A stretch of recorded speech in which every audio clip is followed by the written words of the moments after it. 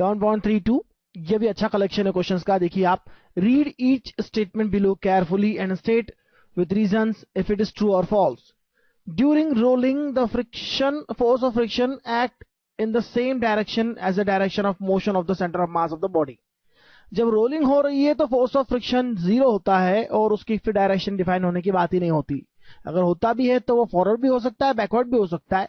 अगर स्किडिंग हो रही है, रोलिंग हो रही है, स्किडिंग के साथ में हो रही है, तो फॉरवर्ड भी हो सकता है, बैकवर्ड भी हो सकता है। अगर एसिलेटेड रोलिंग हो रही है तो, या डीएसिलेशन हो रहा है तो कुछ भी हो सकता है। इसलिए यहां सीधे सीधे फॉल्स लिखना होगा, क्योंकि हमने इंक्लाइन प्लेन के केस में देखा था रोलिंग हो रही है लेकिन एसिलेटेड है यहां पर, तो force of friction opposite direction में है।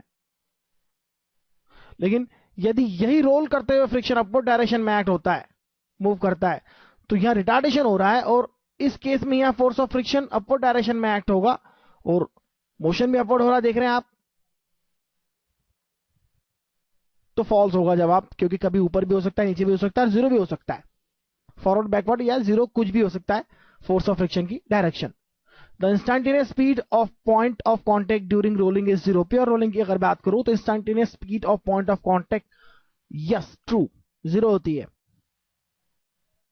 The instantaneous acceleration of the point of contact during rolling is 0। अब हम फिर से इस बात को देखते हैं, हमने कैसे कहा था, यहां पर कैसे कहा था कि इंस्टेंटेनियस स्पीड 0 होती है, क्योंकि हमने यहां पर स्पीड फॉरवर्ड डायरेक्शन में ली थी जो कि सेंटर ऑफ मास की होती है सपोज v, प्लस हमने रोलिंग के कारण ओमेगा आर जो हो रहा था वो भी लिया था, और v equal to omega r होता है तो रोलिंग होती है। और इस केस में यहां पर वेक्टर एडिशन देखें अगर v ओमेगा आर और v का, तो 0 होता है।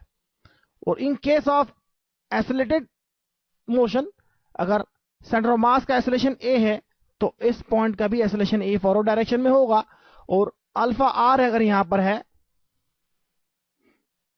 एसिलेटेड प्योर रोलिंग है तो अल्फा आर है, और अल्फा आर के केस में आप देखिए या सामान्य केस में भी आप देखिए तो इस पॉइंट का एसिलेशन टुवर्ड्स द सेंटर होगा, क्योंकि रोलिंग की केस को हम ट्रांसलेटरी प्लस रोटेटरी मोशन दोनों का सम लेते हैं।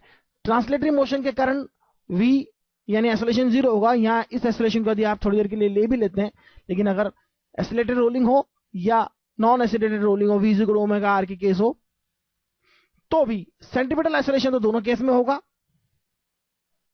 यहां टेंजेंशियल भी है लेकिन यहां टेंजेंशियल एसिलेशन नहीं है, तो दोनों केस में एसिलेशन 0 नहीं है, इसलिए फॉल्स होगा, 0 नहीं होगा। Instantaneous acceleration point of contact का 0 नहीं होगा, क्योंकि यहां पर उसका एक रोलिंग के कारण, रोटेशन के कारण सेंटीमीटर एसिलेशन तो होगा, लीनियर मोशन के कारण नहीं होगा। लेकिन यहां पर रोटेशन के कारण सेंटीमीटर एसिलेशन भी होगा और लीनियर एसिलेशन भी होगा, तो यह फॉल्स हो जाएगा। For perfect rolling motion work done against friction is 0, yes true. हम देख चुके हैं परफेक्ट रोलिंग की केस में work done against friction is 0। A wheel moving down a perfectly frictionless inclined plane will undergo slipping, not rolling motion. Wheel moving down a perfectly frictionless incline. Frictionless incline है तो हम देखते हैं कि यहां पर जब फ्रिक्शन नहीं होगा तो रोटेशन होगा ही नहीं, रोटेशन नहीं होगा तो ऑब्वियसली स्कीडिंग होगी, स्लिपिंग होगी, तो इसमें कोई शक नहीं है, यह ट्रू होगा। Wheel moving down a perfectly inclined plane will undergo slipping, not rolling motion. Yes, obviously slip हो जाएगा, सीधे सीधे रोटेशन प्रोड्यूस ही नहीं होगा, क्योंकि फ्रिक्शन नहीं है। तो यह टॉर्क फ्रिक्शन ही तो प्रोवाइड करता है, फ्रिक्शन के अलावा कोई भी फोर्स यहां पर ऐसा टॉर्क प्रोवाइड नहीं कर रहा है जो रोलिंग मोशन स्टार्ट कर सके, तो सीधे सीधे स्लिपिंग हो जाएगी। आइए देखते हैं आगे।